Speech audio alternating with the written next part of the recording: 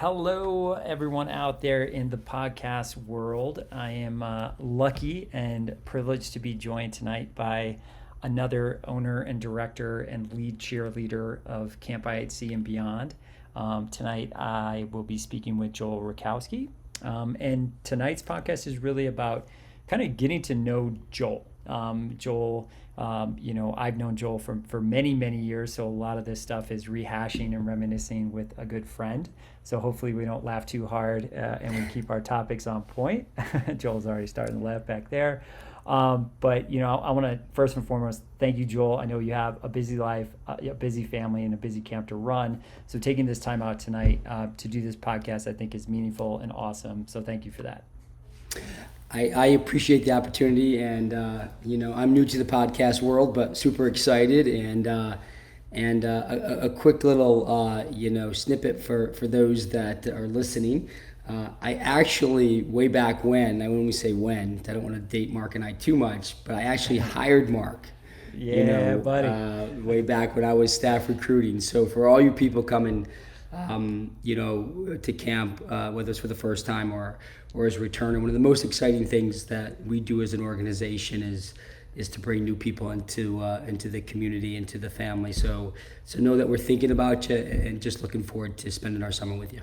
Awesome, Joel. Well, thank you. So, when we go through these, I have a series of questions, which could spin off into different conversations. And, some have a serious tone to them, some are playful. But, starting out with maybe one of the more, powerful messages, I think, is when you think about the why of camp, when you think about memories that you've had, and obviously you're not sharing the number of years we've been at camp, but we've been working with youth, we've been working with adults, we've been working with the generations, multiple generations.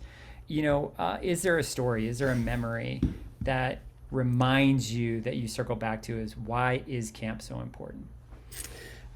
Well, thank you. I think such an important question in terms of the why in anything we do, right? Like we have to have purpose and meaning in our day-to-day sort of lives, and in our weekly and monthly, and turns into years. And camp for me, when I think about the why, it's really, I'm reminded every day because as Lauren and I, and everyone listening will soon know we have 4 children of our own, and 2 of which are of camp age, and all of them look forward to camp each and every day and talk about getting back to camp. And our 3-year-old Austin, I was putting her to bed tonight, and her last thing before she fell asleep was, "Daddy, when are we going to camp?"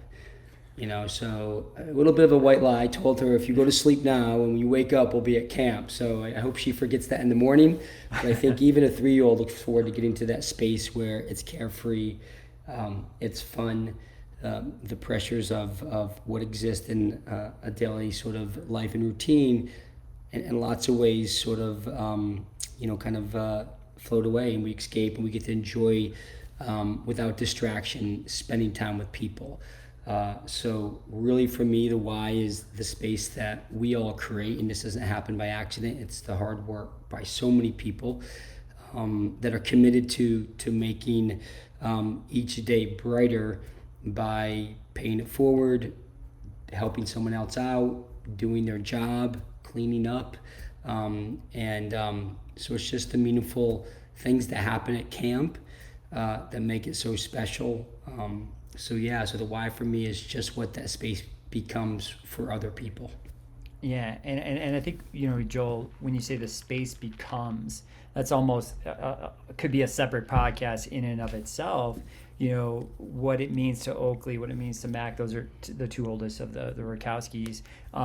They have different interests, right? And we're able to do that. You, and we'll get to this in a second, came in with one interest and one focus, and then generated into others. Myself coming in with this piece, and then here we are, even you and I together in this future, now creating that space of what can I try and what can I do.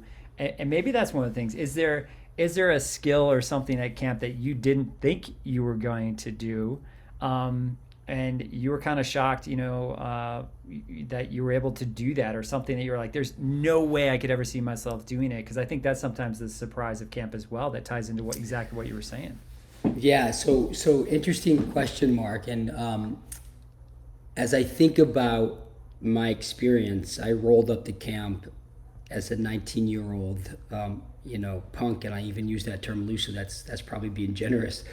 And I never thought that I would be where I am today, running this incredible sort of experience. And to hone in on one thing, to sort of get in front of a community of over 400 staff members and talk openly about your experience and things that you're not great at, but you work hard at, and you go through a process, and so it's that ability to get up there and accept just who I am, and be okay with the things that I'm not, and take sort of just solace in the things I'm good at, and celebrate other people for the things that they can do. And I think that's been a life of lived of just process and understanding and forgiving, and ultimately accepting of myself, because you can't accept anything else until you've sort of accepted who you are. And I think that's really what it is for me, is the ability to stand up in front of a campfire in front of 1,000 people, campers and staff, and just be real. Yeah. And for those who don't know that, I mean, we'll talk about this in a second, but it is hard. There's butterflies. I see the backstage, and that's why I want to share it. That's why I want people to know that, Joel, I see you putting notes together, wanting to put the best version of you.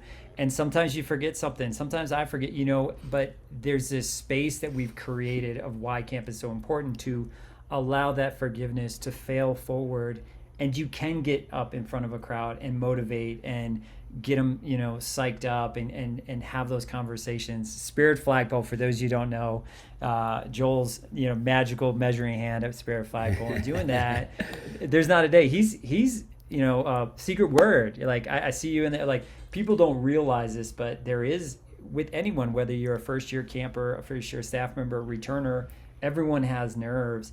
And what an amazing place, just Joel, to exactly said, to do a keynote, to talk at a campfire, and to have that opportunity to share that. Where else, are you not getting made fun of, or being like, hazed on a Facebook, Instagram post, whatever it might be, because someone says you're too big, you're too small, or you said it too wrong? Instead, they're saying, thanks for taking that risk, right? And is that kind of where, am I interpreting that correctly? Yeah, I think that camp allows everyone, let me rephrase that, affords the opportunity to try and put yourself out there. And we talk a lot about sort of that comfort zone, a certain your world of facilitation, that we all have our places we go that we feel really good and safe. And we talk about reaching beyond that and pushing beyond that. And the uncomfortable, the vulnerable, is where a lot of the growth happens. And that's not easy. It's risky. And you need to, and it's helpful to be in a community that walks with you and supports you and encourages you and cheers you on.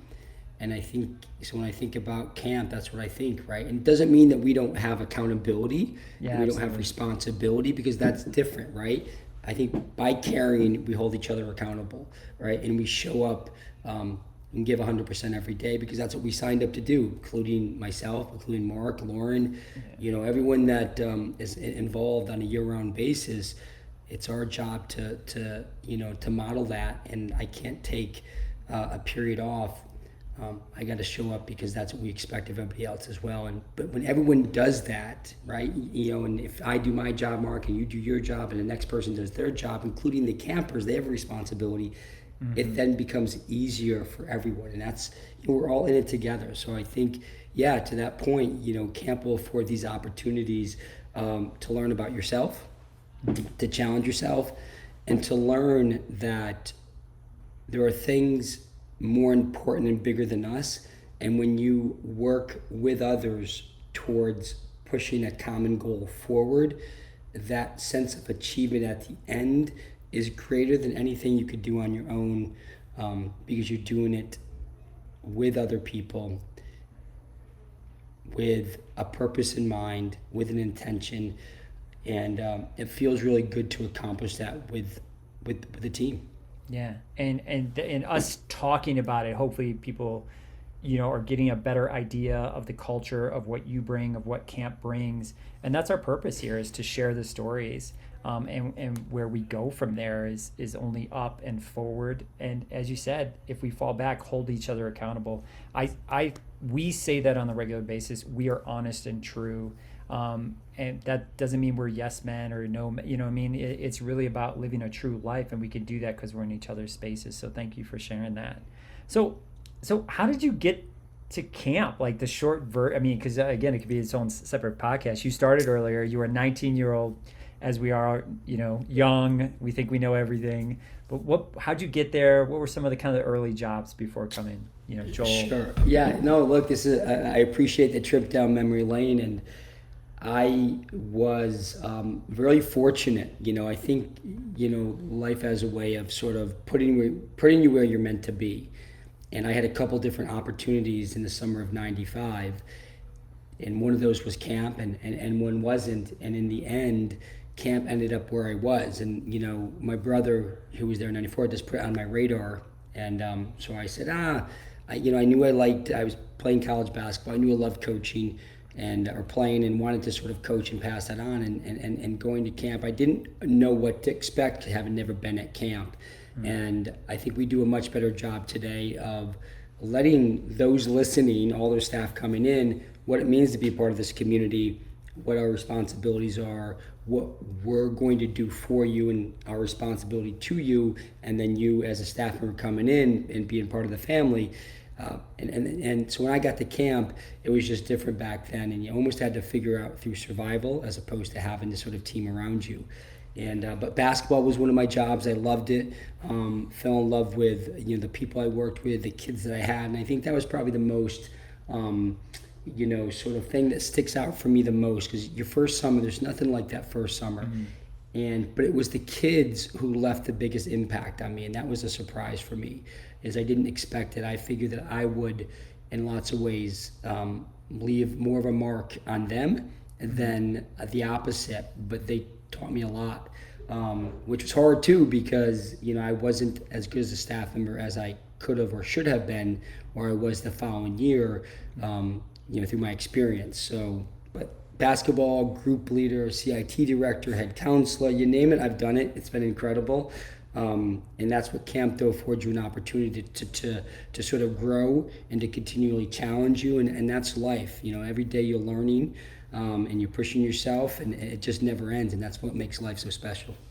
Yeah, and I think what's really pretty impressive about when you look at the leadership team, including ourselves within that loop, is there's no job we haven't done, been a part of, assisted with, and I think that helps us be more human, more realistic, more empathetic, more sympathetic, within these frameworks. So, but literally from an activity specialist to a head counselor to living with kids, that you have this amazing connection, and then not being with those kids, you're connected to another group of kids. You've seen it. So when staff have questions, or campers are growing up at camp, we have some experience to share. But Joel, it also add to that is like, we're still learning, right? And I think Lauren and I talked a little bit about that, is we never want to stop learning. We want to keep our brains fresh.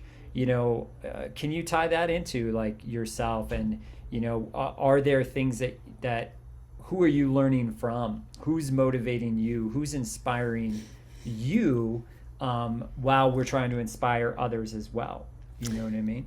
So really interesting, question. And had you asked me that 15 years ago, I would have identified a person or a speaker, or maybe an athlete, someone that I sort of if I was really sort of into, because of a skill that they had. Mm-hmm. Today, what really sort of motivates me and keeps me going is the process, right? And because it's the commitment and the dedication to get better, improve, never rest. I don't mean we don't get time off, but I mean you always want to, push that needle forward. And I'm so, I've been coaching my kids in different sports, and I never get caught up in whether they make a basket or not when they win a game. But I'm all about watching that progression from day one into the end of the season, from the first day of camp to the end of camp. What is that sort of path that we all sort of walk down together? And are we getting better? Are we doing things different? Are we learning? And that's really what motivates me is that sort of that opportunity to learn in the moment with people that have your back, that want to support you, and to push forward. And as we talked before, like this sort of goal that we have that's bigger than ourselves, that we all sort of serve IHC. And when we do that together, I love that process, because I don't appreciate it in the moment, and maybe that's a fault of mine, but I do at the end.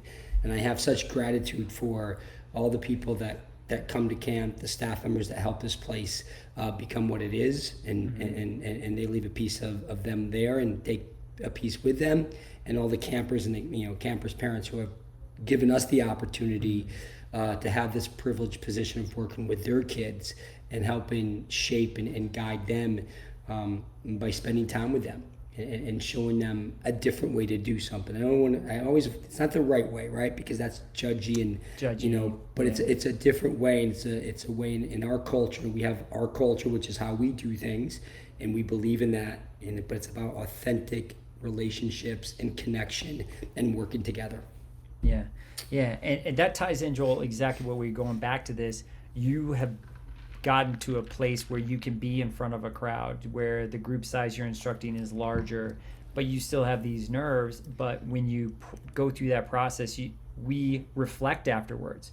Our expectation of even a basketball is like, hey guys, how was that session? How are we feeling? From as simple as thumbs up, thumbs down, to really sitting down with a group of head counselors and saying, what's orientation? How'd that feel? Like every year sort of looking at those processes and saying, what did we miss? What can we include? The onboarding. So I think that from start to finish, we think of it as a year, right? Can you maybe help explain that? Like, it's not just summer camp, right? This is a year-round process that goes from an individual to a group. Maybe clarify that a little? Yeah. I think, and I think we've evolved as an organization, and our commitment is to getting better. Yeah. And I don't want to say excellent, because there's imperfection is sort of the beauty of life, and we all make mistakes, and we're all going to make mistakes this summer. So I'm letting as staff members, I'm going to make a mistake, and I hope you're there to sort of help me and push me forward, and I'll do the same for you. And again, that's what I go back to, is this idea that every day we are committed to being better than the day before, right? And it's also, you wake up and it's like a clean slate, and that's the beauty of sort of each and every day, is you can start over and you can improve upon, and that's a choice. And I've also learned, that it's so helpful that in terms of this commitment to wanting to be better, is you have to open your ears and listen, and feedback doesn't have to be critical. It doesn't mean that you did something wrong, but it does mean that we can do it differently, or maybe I missed an opportunity, and I need help in identifying that, so I can serve people in a way that's helpful to them, not me, right? And I think that's the essence of camp, is you show up for other people, and it's not necessarily about you, it's about everyone around you, and those people are doing the same thing for you. So your needs are being taken care of, because you're taking care of people's needs as well. Absolutely. And with all the things that go on in the world, you hear it all the time, is whether it's depression, anxiety, and again, without going too deep into that subject, action sometimes is the best response to that. Helping others, doing something for someone else, will just bring that reward. And what better place than camp to help others, help kids, help staff? That's what we do. And you see that through the grit and perseverance of the process that you're talking about at summer camp. And what an amazing place, to do that. Yeah, and I think that's the draw. I use addiction carefully, right? because I think it's, people, what they love about camp is that feeling that they don't get anywhere else. And it's this opportunity to be themselves without walls and fear of rejection or hurt, or as you said, Mark, really, I thought insightfully, a dislike, a comment. Social platforms make it so easy to be anonymous and say sort of hurtful things. And when you have to have a dialogue face to face, and you live with people and you see them every day, it's harder, because it's real and you're there, and it's Absolutely. not some, so that's what I love about camp. It's, and why people come year after year is I don't think I see it, I know it, I feel it. People feel really good about being there, and how they feel about themselves. Awesome. Well, Joel, let's go the playful route, because obviously we could talk all day about the benefits of camp. However, I know laughter, music, there's just something about camp, this energy that we create, whether it's at flagpole, campfires, walking to an activity, being in an activity. Music plays a part in that, but also laughter can play a part in that, being able to sort of have fun and play. When was the last time you just laughed really hard? Like cheeks hurt, abs hurt, you got to work out, from it. And, when was that? Because laughter is a great medicine, right? Yeah. So, every morning, Lauren and I drive our three boys to school, and it's just an opportunity for Austin's not there because she's not in that school yet, but to spend time and just sort of chat and have conversations and listen to music. And one of the funniest times is that the boys love when I mimic them and kind of tease them with their voices. And the other day we were going to school and they were asking me to do it. I think I was maybe teasing Oakley, and it was, we were all just, Laura and myself, Zanny, Mac, and we're just in tears laughing about just, our inside jokes and who we are as a family and our imperfections that make us, this hot mess of a family, but this love each other, right? And, and those, if you ask me, my most favorite time of the day right now is when Laura and I drive those boys to school in the morning, because we have 25 minutes of uninterrupted just family time with them.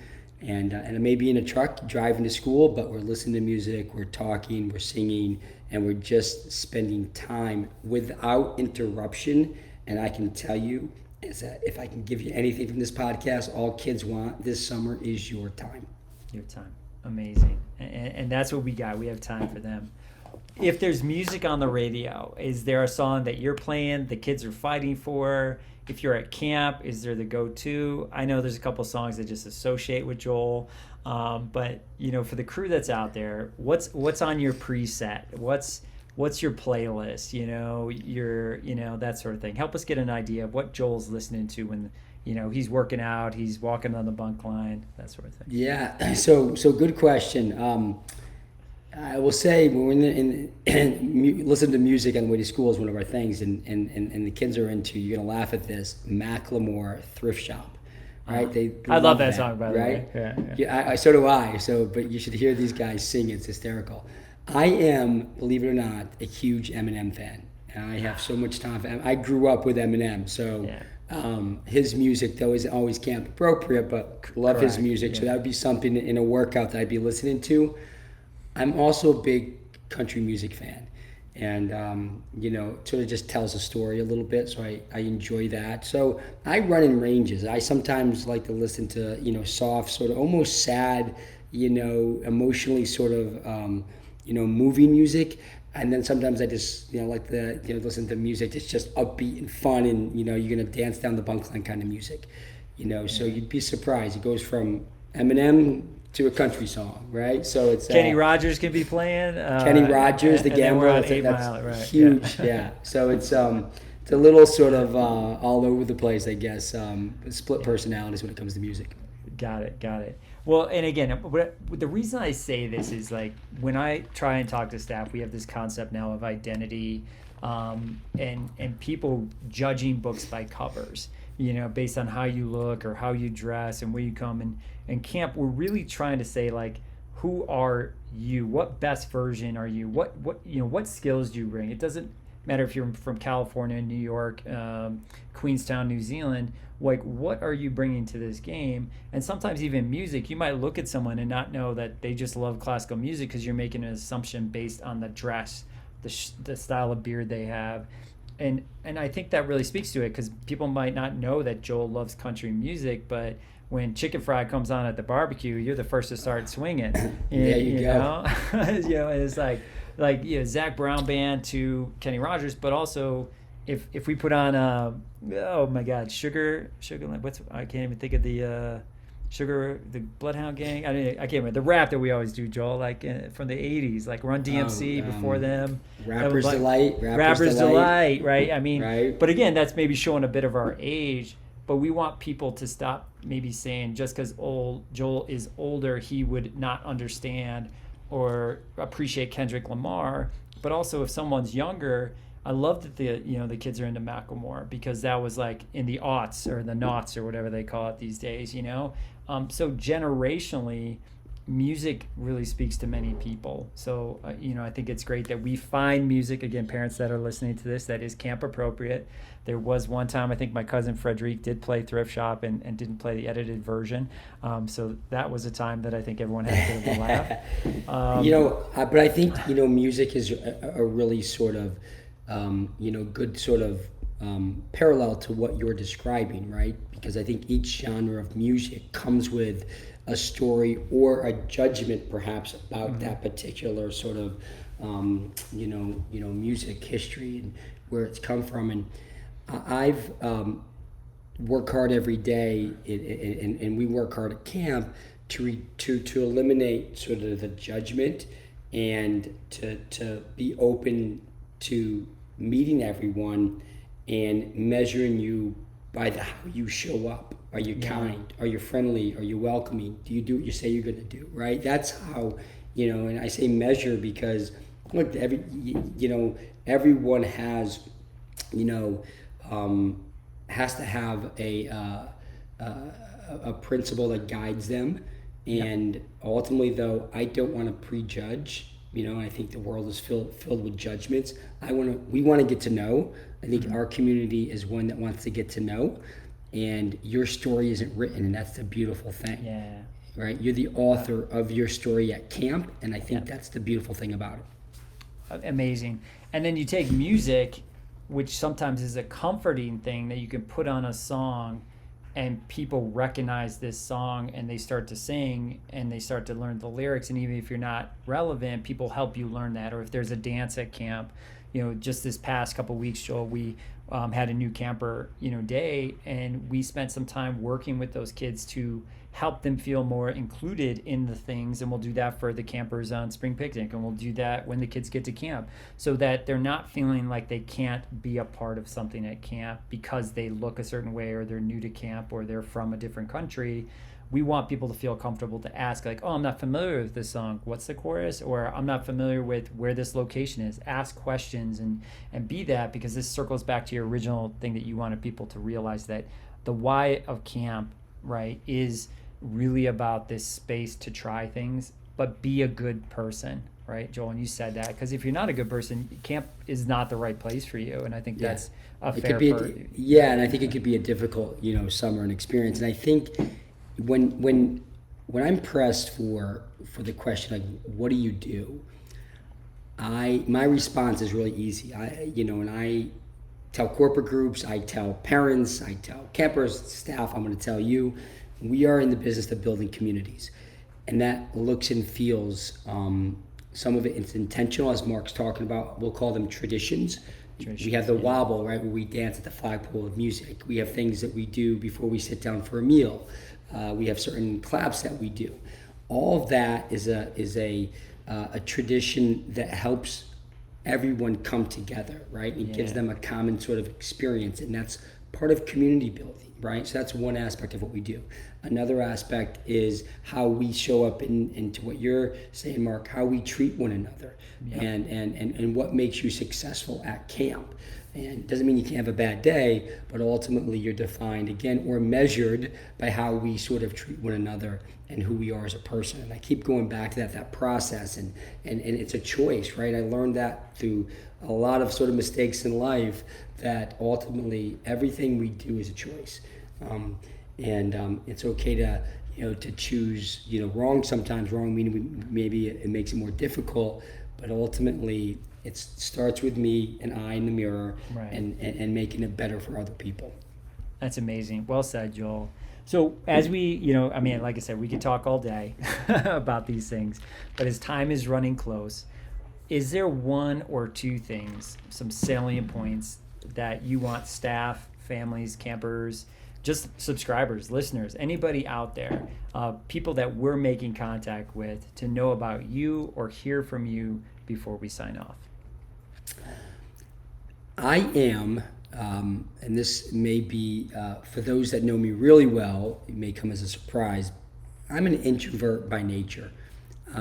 However, my job at camp is to be an extrovert, and it's to push myself. So every day I push myself to get out there, to be up front, to lead, and that doesn't always come naturally, but I'm willing to do it because that's what I signed up for, right? So ultimately, I'm a bit of an introvert, but I'll step up and push myself because that's what I signed up to do. And I've talked about, you have a responsibility to do what you say you're going to do, and especially with kids. If you promise them something, or you say you're going to do something, you've got to do it. Same with staff members. If we've told you we're going to do something and we don't, you have permission to tell us because we owe that to you, right? When somebody makes a commitment to you, they need to follow through. So that's probably the big thing I would say.